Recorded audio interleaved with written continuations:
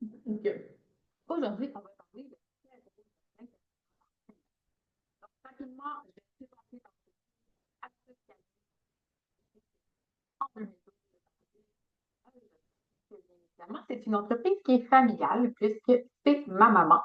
Et par la suite, je suis devenue copropriétaire en 2018 et l'unique propriétaire depuis 2023. On a présentement deux locaux sur la rive nord, donc Mille-Îles et Fortin, et un troisième local que nous sommes en train d'ouvrir sur la rive sud. C'est environ 250 chiens par semaine en cours de groupe et j'ai présentement 15 intervenants en consultation privée et cours de groupe également qui travaillent pour moi. Donc, qui suis-je? Donc, je m'appelle Valérie Paquette. Je suis intervenante canin depuis 2017.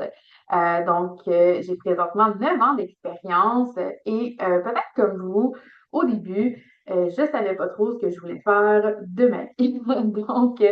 J'étais un peu perdue. Euh, je ne savais pas. J'ai fait des études en gérontologie, j'ai travaillé en transport, j'ai travaillé en clinique vétérinaire, j'en ai fait des métiers.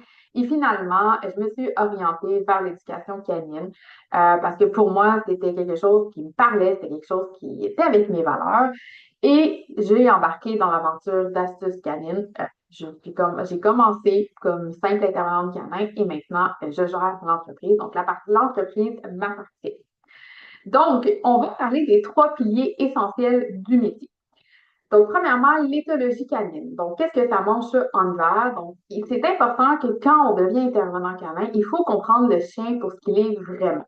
Donc, l'éthologie, c'est la base de tout. Donc, sans compréhension du chien, il n'y a pas d'intervention qui va être juste. Un intervenant canin va être capable de lire les signaux de communication, comprendre les besoins fondamentaux, donc les physiques, cognitifs et émotionnels, identifier les émotions derrière les comportements, observer le contexte, pas seulement le comportement. On ne corrige pas un chien, on analyse ce qui motive son comportement. Sans éthologie, on applique des recettes, on interprète mal et on risque d'aggraver le problème. La relation humain-chien est souvent sous-estimée. C'est pas quelque chose qu'on pense quand on va dans le domaine de l'éducation canine et pourtant, c'est ce qui prend énormément de place. Parce qu'on n'entraîne jamais un chien seul, elle vient souvent avec un humain. À moins que vous ayez plus dans un domaine de refuge, à ce moment-là, ça se pourrait. Donc, un intervenant canin travaille avec une diade, donc le chien et son humain. Donc, ces piliers-là vont inclure la compréhension des attentes de l'humain, le respect du rythme émotionnel du chien, la création d'un cadre sécurisant pour les deux et l'ajustement des interventions à la réalité familiale. Un bon intervenant ne va jamais forcer, il va faciliter la connexion, la cohérence et la confiance. Donc, sans ce pilier-là, ben, les exercices ne tiennent pas dans le temps, il n'y a pas de résultat, les clients abandonnent, puis les chiens vont régresser malgré les efforts. La pédagogie et l'accompagnement du client. Donc, il faut savoir transmettre, vulgariser et soutenir. C'est extrêmement important. Donc, être un intervenant canin, c'est pas seulement savoir quoi faire, mais il faut savoir l'expliquer, le démontrer et l'adapter. Et ça va impliquer de la vulgarisation des concepts complexes, adapter son langage à chaque client. Donc, c'est beau, là, les grands mots, mais il faut que monsieur et madame tout le monde vous comprennent. Vous allez soutenir sans juger, donner des outils concrets et réalistes et aider le client à devenir autonome et confiant. Le succès d'un suivi dépend souvent plus de la pédagogie que de la technique. Donc, sans pédagogie, les clients se sentent inadéquats, les exercices ne sont pas appliqués, puis la relation d'aide se fragilise. Pourquoi ces trois piliers-là sont indissociables? Parce qu'un intervenant canin compétent, c'est quelqu'un qui comprend le chien, c'est quelqu'un qui respecte la relation humain-chien et qui va savoir transmettre et accompagner les duos. Et en enlever un seul, ben, l'intervention devient complètement bancale, donc ça veut dire qu'il n'y aura pas de résultat et il y a de la confusion. C'est exactement pour ça que la formation d'intervenant canin chez Astuce Canine ne va pas se limiter seulement à des exercices. On forme des intervenants canins complets avec des humains complets et sur les humains complets aussi également. Les erreurs les plus fréquentes, donc chez les nouveaux intervenants canins et surtout comment les éviter. Donc, se concentrer uniquement sur le chien. Ça, je le vois vraiment souvent. Donc, malheureusement, si l'intervenant veut juste corriger le comportement du chien sans réellement travailler avec l'humain, ben, à ce moment-là, ça ne va pas marcher. Parce que le client ne sait pas comment appliquer les exercices, les progrès ne vont pas durer, puis le client va se décourager. Pourquoi parfois ça arrive? Parce que, ben, on aime les chiens. Si on fait ce métier-là, on aime les chiens, donc notre réflexe naturel, c'est de se diriger directement vers le chien puis de tout lui donner de l'attention. On est plus à l'aise souvent avec les chiens qu'avec les humains. C'est souvent la raison pourquoi on fait ce métier-là. Puis on pense que la technique suffit. Comment on évite cette erreur-là? Bien, on inclut beaucoup l'humain dans chaque intervention, super, super important. Vous pouvez le démontrer, mais après ça, demandez à l'humain de le faire pour pouvoir justement bien le coacher. On va toujours valider sa compréhension, on va adapter les exercices à sa réalité, à lui, pas au résultat que vous aimeriez avoir, et on va travailler la relation autant que le comportement. On va parfois appliquer des recettes toutes faites. Et ça aussi, on le voit beaucoup en intervention canine. Donc, utiliser les mêmes protocoles pour tous les chiens sans analyser le contexte. Pourquoi ça arrive? Bien, parfois, on va manquer d'expérience, on veut aller vite, on a besoin de trouver la solution rapidement. Les conséquences de ça, ben, c'est une mauvaise lecture du problème, des risques d'aggraver la situation, puis une perte de crédibilité aussi également. Comment on évite ça? Bien, on observe avant d'agir, on analyse le contexte global, on adapte chaque intervention avec le duo humain-chien et on accepte que deux chiens avec le même comportement n'ont pas les mêmes causes. Manquer de structure dans les suivis. Donc, donner beaucoup d'informations sans cadre clair. Pourquoi parfois ça peut nous arriver? Parce qu'on est très enthousiaste, on aime ce qu'on fait, on en a des explications, on a toujours une bonne volonté de vouloir bien faire, on manque d'outils pédagogiques. C'est quoi les conséquences? Ben, c'est que le client se sent complètement dépassé, il ne sait pas par où commencer, puis il abandonne. Donc, comment on évite ça? Bon, on va toujours prioriser les objectifs. Donc, on va envoyer au client par écrit un ou deux objectifs, pas plus, à réaliser durant la semaine, mais on va s'assurer de justement lui faire des suivis très réguliers. On va lui en donner peu, mais bien. On va structurer ses suivis aussi également, puis on va créer un plan qui est clair et progressif. Vouloir trop en faire trop vite. Donc, aller plus vite que le chien ou l'humain. Donc, parfois, c'est notre désir de prouver notre compétence, de peur de ne pas en faire assez ou la pression de la performance. Les conséquences de tout ça, ben, un stress pour le chien, la perte de la confiance du client et la régression comportementale. Comment on l'évite? On respecte le rythme du chien, on ajuste nos attentes à nous, on valorise les petits progrès, puis on se rappelle que la progression durable est lente. Sous-estimer la relation client. Donc, penser que le métier, c'est seulement l'éducation canine et non le client. Pourquoi ça arrive? Information trop technique, peu de préparation à la relation humaine. Conséquences, des clients qui sont insatisfaits malgré les progrès, la difficulté à fidéliser notre clientèle et l'épuisement de l'intervenant. Comment on évite ça? On développe l'écoute active, on accueille les émotions sans jugement, on pose un cadre clair et on comprend que la relation client fait partie intégrante du métier.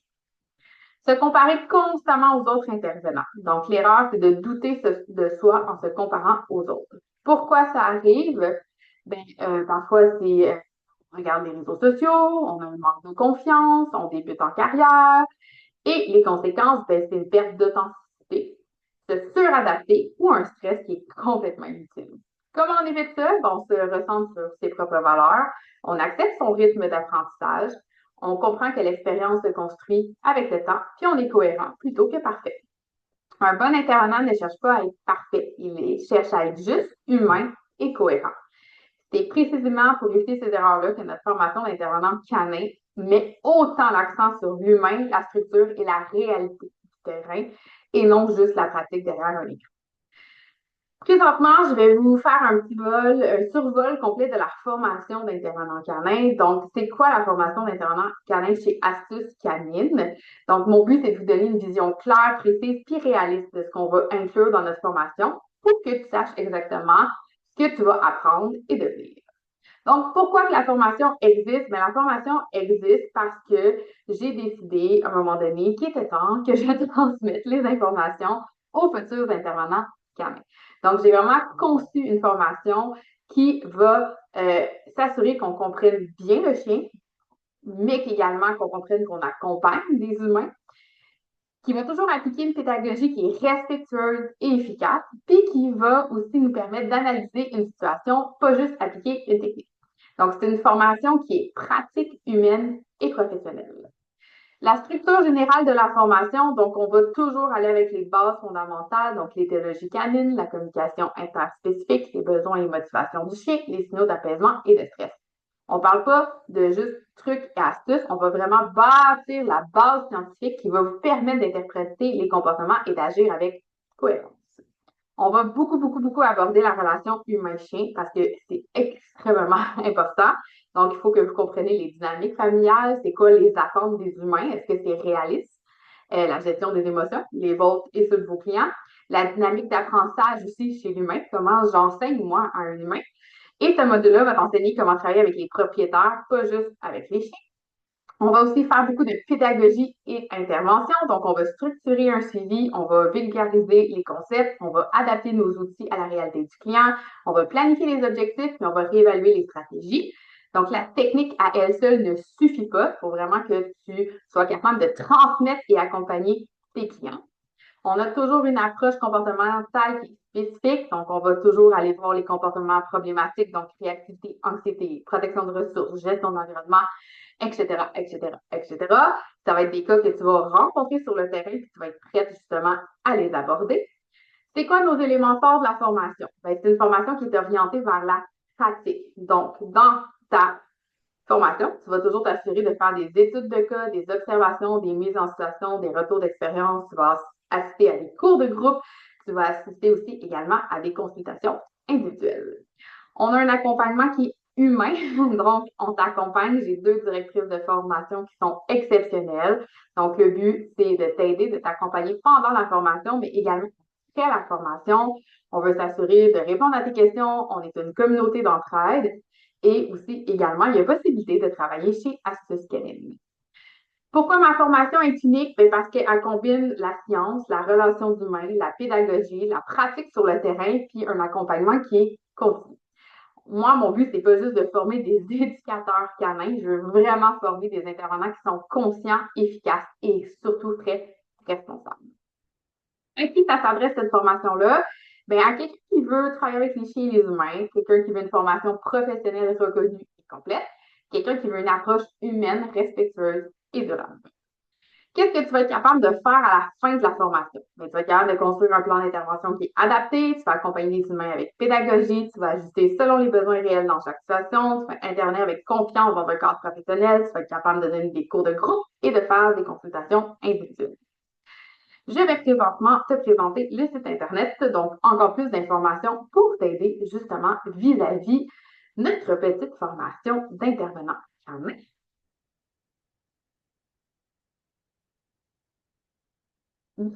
La formation d'intervenant canin, je l'ai divisée en 3 modules. Je trouvais que c'était plus simple pour vous de cette façon-là. Donc, 3 modules. En tout, c'est 140 heures de contenu approfondi. Puis je te dirais même un petit peu plus parce que j'arrête pas d'en ajouter parce qu'elle est toujours en évolution. Et on a 60 heures de stages pratiques. Donc, les stages pratiques, c'est avec des vrais clients, avec des vrais chiens, des cours de groupe, des consultations individuelles, de la garderie et de la pension. Donc, c'est pas des cas qu'on va simuler, c'est vraiment des vrais cas. Donc, le module 1, on va vraiment aller tout regarder ce qui est les bases, OK? Donc, comprendre les fondements de l'intervention canine, observer différents styles d'enseignement et de comportement canin. Donc, tu as 20 heures de stage en observation dans divers cours de groupe, accès en présentiel, et les sujets abordés sont ici. Donc, rôle et éthique professionnelle, les bases de l'entraînement, les principes de l'apprentissage, l'éthologie et le développement comportemental, la lecture du langage canin, l'évaluation comportementale, le chiot, la planification d'un cours de maternelle, les commandements de base et les émotions chez le chien. Tu as toujours des évaluations, donc des quiz interactifs et des exercices d'application et des évaluations formatives permettant l'accès au module 2. Le petit module 2, c'est tout ce qui est problème de comportement chez le chien. Donc, ça, c'est vraiment le module central de la formation et elle va vraiment te permettre de plonger dans la réalité des cas comportementaux. Donc, les objectifs, ça va être d'identifier et comprendre les comportements problématiques, mettre en place des protocoles d'intervention personnalisés, mener des consultations individuelles structurées. On va voir l'adolescence, protection de ressources, réactivité canine, aboiement excessif, sauter sur les gens, la cohabitation inter- et intra-espèces, l'anxiété de séparation, l'analyse des patrons moteurs, le jeu et ses fonctions comportementales, la création et communication d'un plan d'intervention clair. Pour celui-ci, tu as 10 heures d'assistance en cours de groupe. Donc, tu vas assister les cours de groupe, tu ne vas pas juste les observer, et 10 heures d'observation en consultation individuelle. Évaluation aussi des quiz et des exercices et une consultation individuelle réelle sous supervision. Ensuite, on a le module 3, qui est les compétences avancées et le lancement professionnel. Donc, ce module-là, lui, il va vraiment consolider tous tes acquis, il va explorer des domaines connexes, puis il va t'accompagner vers l'entrée sur le marché du travail. Donc, tu as 10 heures au choix. Donc, soit des cours de groupe ou des consultations individuelles, puis tu vas avoir 10 heures en sport canin. Donc, on est une des seules écoles qui donne des formations en sport canin, donc agilité, Hooper, détection à l'odeur.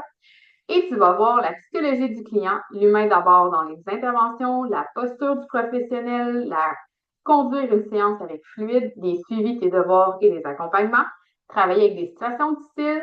Tu as un stage en milieu de pension garderie chez Flair Concept Animal. Tu vas avoir des ateliers spécialisés avec des experts, donc en démarrage d'entreprise, en comptabilité, les aspects légaux, droit du travailleur autonome et du salarié, introduction à la zoothérapie, les chiens d'assistance, le marketing en visibilité en ligne et le plan d'affaires pour intervention canin.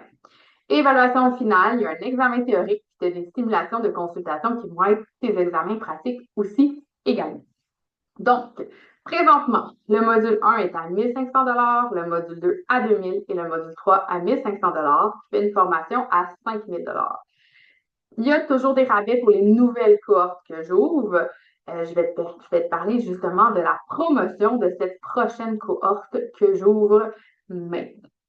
Donc, pour ouvrir cette fameuse semaine découverte-là qui va développer ma nouvelle cohorte, j'offre 1500 de rabais sur la formation complète. Donc, tu as ton rabais de 500 pour chaque module, ce qui fait que ton tarif est de 3500 au lieu de 5000 Et bien évidemment, tu peux faire ça en différents paiements. Hein? Ce n'est pas en un seul mode de paiement. Tu as également un atelier gratuit qui va être inclus d'une valeur de 97 Tu vas avoir un appel privé de 30 minutes avec moi où on peut discuter de problèmes de comportement, on peut discuter de la formation, à ton choix. Puis tu vas avoir ton coton à thé étudié en formation aussi de Astuces Canine qui est vraiment en édition limitée. Donc, ça, c'est vraiment la belle promotion pour la semaine découverte. Donc, si jamais ça t'intéresse, il suffit juste de communiquer avec moi le plus rapidement possible parce que je vais seulement ouvrir 5 places. Donc, il y aura seulement 5 places pour la formation d'éducation canine qui va débuter au mois de janvier. Et par la suite, quand sera notre prochaine cohorte à suivre, on ne le sait pas. Notre but, c'est vraiment d'avoir des suivis qui sont très personnalisés. Donc, on ouvre des cohortes à la fois pour s'assurer qu'on accompagne très bien nos clients. Donc, si tu as des questions, si tu veux prendre cette fameuse offre-là, il suffit de communiquer avec moi par courriel, donc info@astucescanine.com, puis je vais pouvoir t'expliquer les étapes pour t'inscrire.